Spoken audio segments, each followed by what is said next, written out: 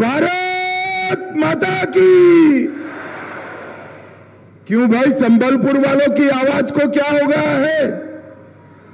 400 पार करना है या नहीं करना है?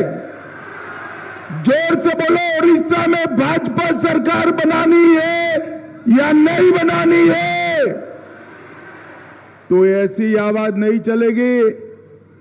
दोनों हाथ उठाइए, सभी दीदी लोग भी उठाए हाथ, विजय के संकल्प की मुट्ठी बीचे और प्रचंड आवाज से बोलिए, जय जगन्नाथ, जय श्री राम, जय जय श्री राम।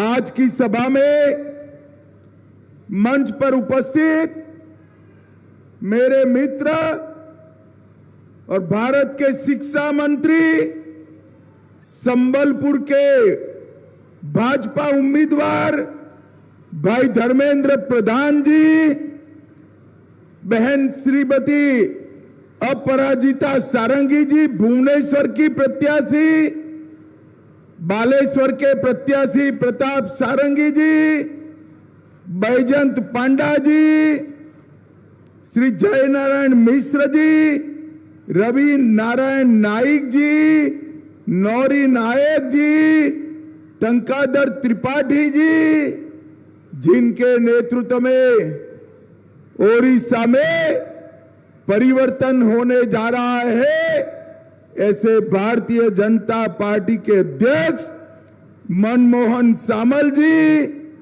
हमारे बालेश्वर के प्रत्याशी श्री गिरीश पटेल जी, श्री गोविंद अग्रवाल जी, सीमांचल खटाई जी, तुलसी अग्रवाल जी, और आज विशाल सभा में आए हुए प्यारे भाइयों बहनों माताओं और मेरे जिगर के टुकड़े जैसे युवा मित्रों, आप सभी को नमस्कार, राम राम। सबसे पहले इस महान उत्कल भूमि पर मैं आया हूं, संबलपुर आया हूं, तब महाप्रभु जगन्नाथ को प्रणाम कर कर मेरी बात की शुरुआत करना चाहता हूं। यहां से सीधा सभा समाप्त कर कर समलेश्वरी माई के चरणों में मैं शीश झुकाने जाऊंगा। ये हमारा शक्तिपीठ पूरे कोस्टल ओडिशा को और पूरे ओडिशा को संबल देने वाला है। समलेश्वरी मंदिर, घंटेश्वरी माता, बुध राजा मंदिर, विम्बलेश्वर शिव मंदिर, ये सभी को प्रणाम करता हूं। अभी अभी मुझे महान कवि गंगाधर मेहर जी का चित्र भेंट किया गया। आज गंगाधर मेहर जी की आत्मा जहां पर भी होगी बड़ी प्रसन्न होगी, क्योंकि 25 साल के बाद ओडिशा की भाषा, साहित्य, कला और संस्कृति के आधार पर ओडिशा में एक सरकार बनने जा रही है, एक सरकार बनने जा रही है। भाइयों बहनों, आज मैं बताने आया हूं, मैं जहां जहां जाता हूं वहां लोग कहते हैं, अमित भाई हमारे सांसद को आप मिनिस्टर बना देना। स्वाभाविक है, परंतु संबलपुर वालों, मोदी जी ने आपके यहां बना बनाया मिनिस्टर भेज दिया है, धर्मेंद्र प्रधान को भेजा है। हमारे जितने भी प्रत्याशी यहां पर बैठे हैं, मैं सबकी सीटों का जायजा लेकर कहता हूं, इस बार ओडिशा में ऊपर भी कमल खिलने वाला है और नीचे भी कमल खिलने वाला है। भाइयों बहनों, पूरे देश भर में दक्षिण, पश्चिम, उत्तर, उत्तर पूर्व, मध्य और अब ओडिशा में आया हूं। 5 चरण के चुनाव समाप्त हो गए हैं। मेरे ओडिया भाइयों बहनों, 5 चरण का परिणाम जानना है क्या? जरा जोर से बोलो, जानना है क्या? देखो भाई, 5 चरण में मोदी जी 310 क्रॉस कर गए हैं। अब छठा और 7वां 400 पार का है। आपको मोदी जी ने 400 पार कराना है। भाइयों बहनों, देश भर के मतदाताओं के लिए सिर्फ 400 पार का लक्ष्य है, मगर मेरे ओडिया भाइयों बहनों के लिए 400 पार अकेला नहीं है। इसके साथ साथ विधानसभा में भी 75 से ज्यादा सीट कर यहां कमल खिलाना है। भाइयों बहनों, ये जो चुनाव है, एक और तो देश को सुरक्षित करने का चुनाव है, देश को समृद्ध करने का चुनाव है, मोदी जी को तीसरी बार प्रधानमंत्री बनाने का चुनाव है, और दूसरी ओर हमारे ओडिशा को समृद्ध करने का चुनाव है। हमारी ओडिया भाषा, साहित्य, कला, संस्कृति, इसके सम्मान को फिर से प्रस्तावित करने का चुनाव है, और महाप्रभु जगन्नाथ की परंपराओं को सम्मान और जीवित रखने का ये चुनाव है। मोदी जी ने हमेशा ओडिया भाषा, संस्कृति, उसका गौरव किया। भाइयों बहनों, मोदी जी ने हमारी ओडिशा की ही गरीब आदिवासी के घर की बेटी द्रौपदी मुर्मू को राष्ट्रपति बनाकर समग्र ओडिशा का सम्मान करने का काम नरेंद्र मोदी जी ने किया। G20 का सम्मेलन हुआ, दुनिया भर के नेता मोदी जी के साथ हाथ मिलाकर फोटो खिंचाते थे, दुनिया भर के नेता। इसके पीछे तस्वीर कौन सी थी? हमारे कोणार्क के सूर्य मंदिर की तस्वीर के सामने मोदी जी ने हाथ खींचा। कोणार्क का सूर्य मंदिर आज दुनिया भर में प्रसिद्ध हुआ। भाइयों बहनों, ये ओडिशा की सरकार महान पाइका विद्रोह को, पाइकाओं के स्वतंत्र संग्राम को भुलाने का काम कर रही है। मोदी जी ने पाइका सम्मान में एक सिक्का और डाक टिकट जारी कर पाइका संघर्ष को दुनिया भर में प्रसिद्ध करने का काम किया। ये बीजेडी की सरकार है। मैं आज नवीन बाबू को कहने आया हूं, नवीन बाबू, आप बाबूशाही ओडिशा पर थोप रहे हो। आपने ओडिया जनता का अपमान किया है। संस्कृति, अस्मिता और ओडिया स्वाभिमान का गला घोंटने का काम नवीन बाबू कर रहे हैं। मुझे बताओ संबलपुर वालों, ये महान उत्कल प्रदेश पर कोई तमिल बाबू शासन कर सकता है क्या? अरे जोर से बोलो, कर सकता है क्या?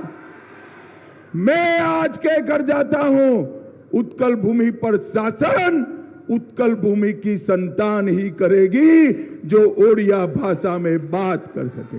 उत्कल भूमि पर शासन यहां का भूमिपुत्र ही करेगा जो ओडिया भाषा में बात कर सके।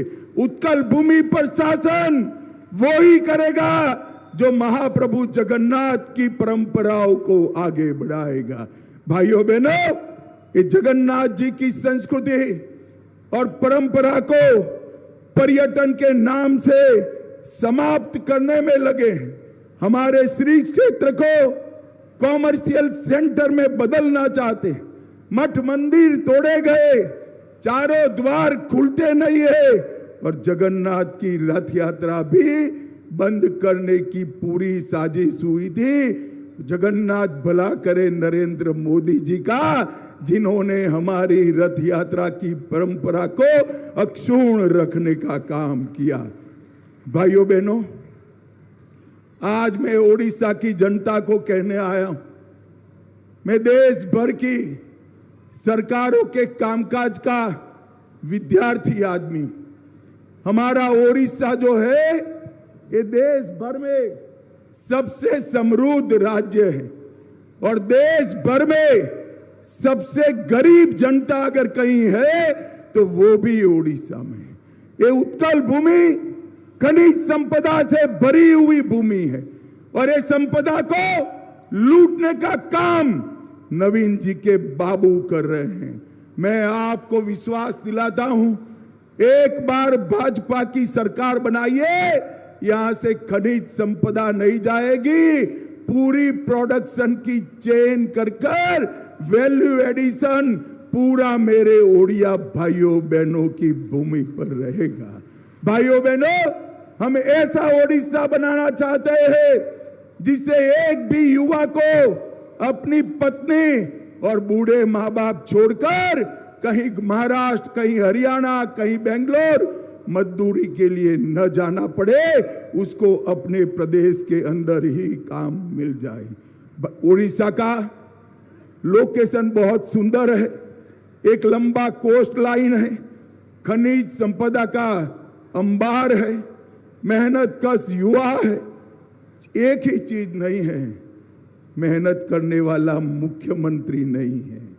और मैं कहता हूं, भाजपा की सरकार बना दीजिए, हम मेहनत करने वाला युवा और जोशीला मुख्यमंत्री देकर ओडिशा को समृद्ध बनाएंगे। भाइयों बहनों, ये पश्चिमी क्षेत्र के लिए हमेशा बीजू सरकार ने अन्याय किया है। मैं आज कहकर जाता हूं, समग्र ओडिशा का सम विकास हो, इसके लिए भारतीय जनता पार्टी कटिबद्ध है। आज भी 27 लाख परिवारों के पास घर नहीं है। मोदी जी ने जब पानी देना शुरू किया, उसके पहले तक सिर्फ 3.5% लोगों के पास पानी था। आज भी 26 लाख परिवारों में पानी नहीं है।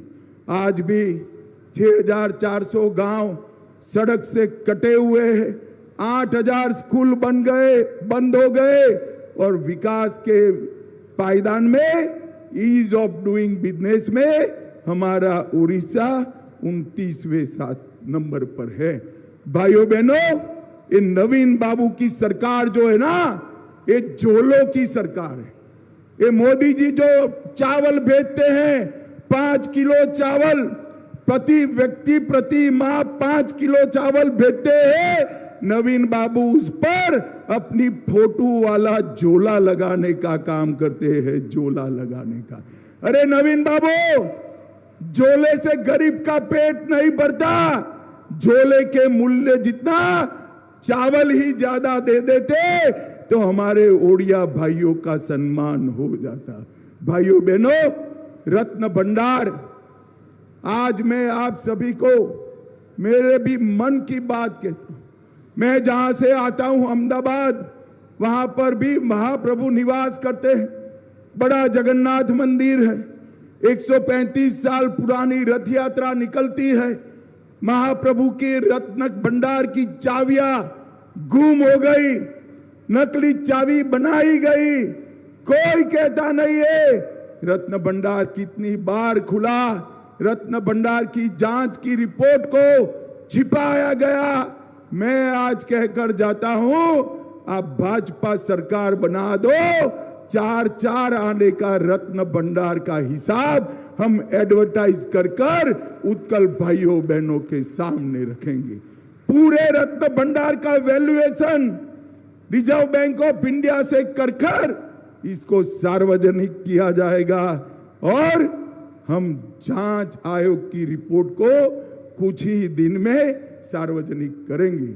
भाइयों बहनों, ये प्रोविडेंट फंड, यहां के जो बीडी कामदार हैं, उनके प्रोविडेंट फंड मिसमैच हो गए। आप मेरी बात याद रखिए, यहां एक सरकार है जो सहयोग नहीं कर रही है। आप हमें मदद करें, ऐसी सरकार बना दीजिए, 90 दिन में हर तेंदुपत्ता और बीड़ी कामदार के प्रोविडेंट फंड को इसके साथ लिंक करने का काम करेंगे। और मजदूरों के लिए एक बहुत बड़ा 500 बेड का अस्पताल संबलपुर में मेडिकल कॉलेज के साथ बनाने का काम ये भारतीय जनता पार्टी की सरकार करेगी। भाइयों बहनों, आदिवासियों की जमीन बेचने का काम चल रहा है। मैं कहता हूं, पेशा कानून इसका संपूर्ण अमल अगर कोई एक सरकार ने किया है तो मध्य प्रदेश की भारतीय जनता पार्टी की सरकार ने किया है। हम भी पेशा कानून को यहां पर जमीन पर उतारने का काम भारतीय जनता पार्टी की सरकार करेगी। भाइयों बहनों, यहां पर संबलपुर में 10 वर्षों में तेल और गैस क्षेत्र में 2.5 लाख करोड़ का इन्वेस्टमेंट हुआ है। बलागीर में एलपीजी बॉटलिंग प्लांट लगा, झारसुगुड़ा में बॉटलिंग प्लांट का एक्सपांशन हुआ, झारसुगुड़ा में नया उत्पादन डेपो बना, पारादीप रिफाइनरी 500 करोड़ रुपया 1500 करोड़ रुपया का रेवेन्यू हर साल रहती है।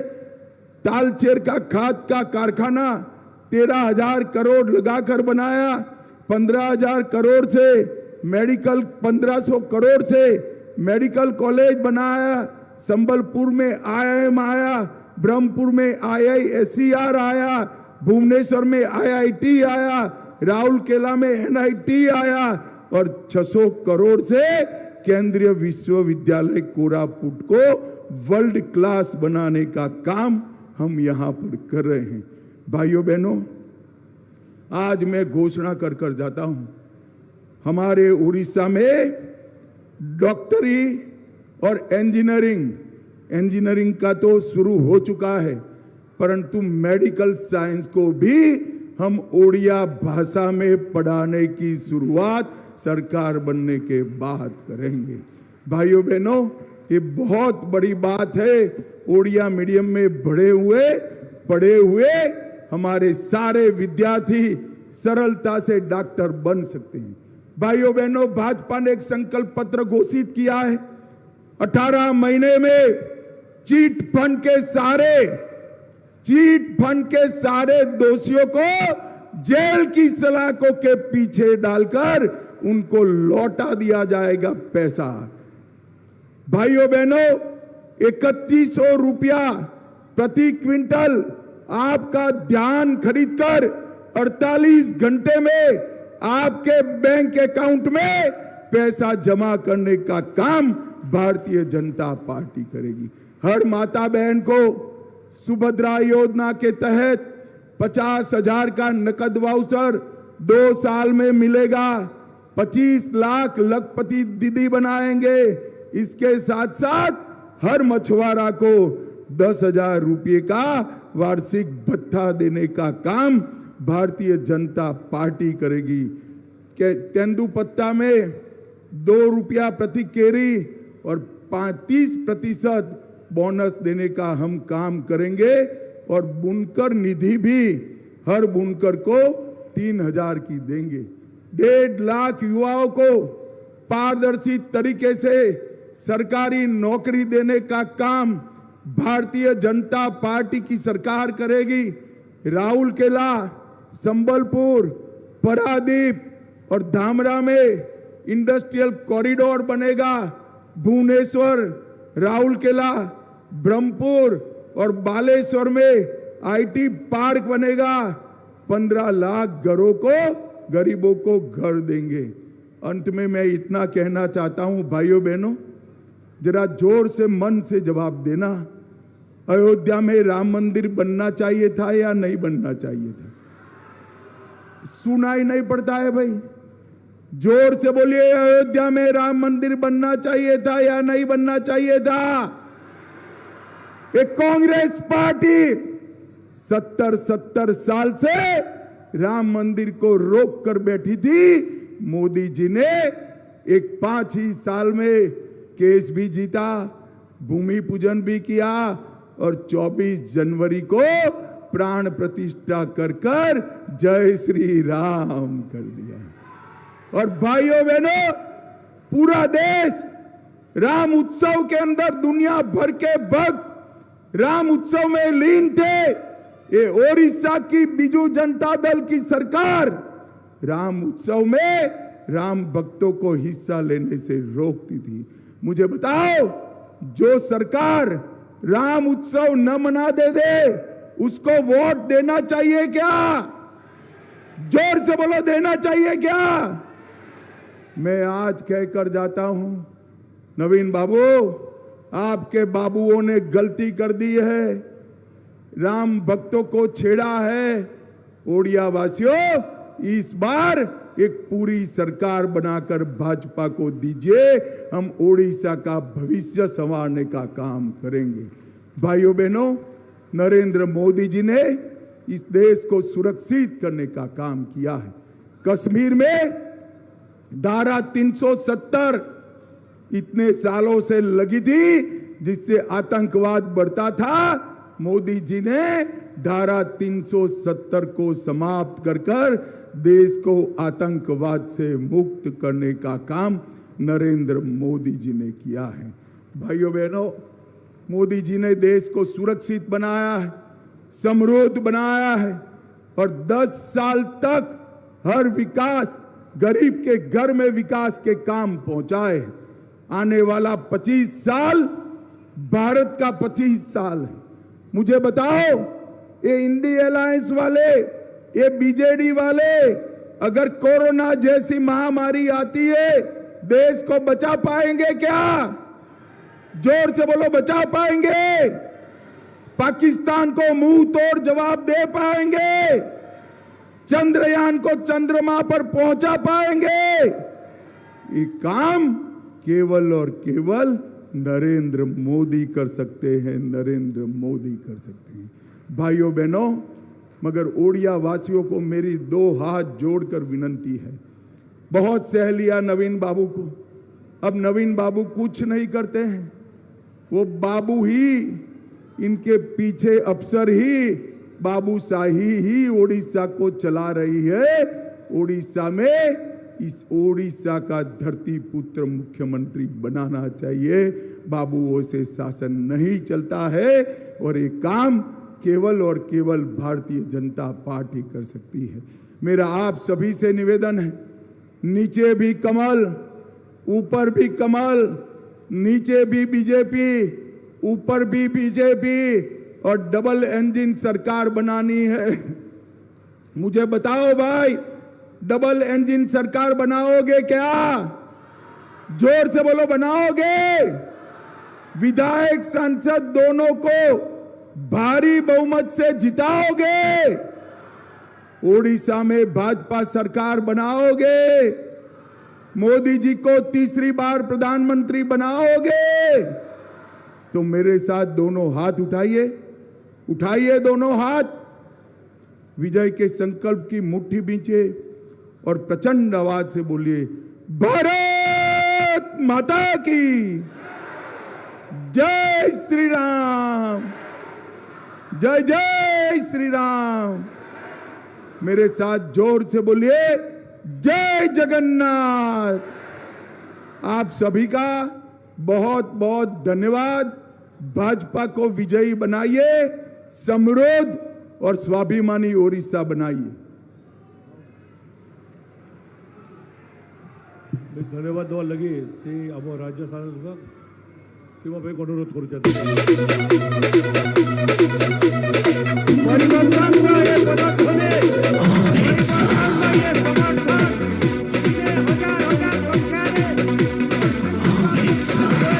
नीतीरे परसिए चाक्य, सब तोरे लड़े से प्रत्यक्ष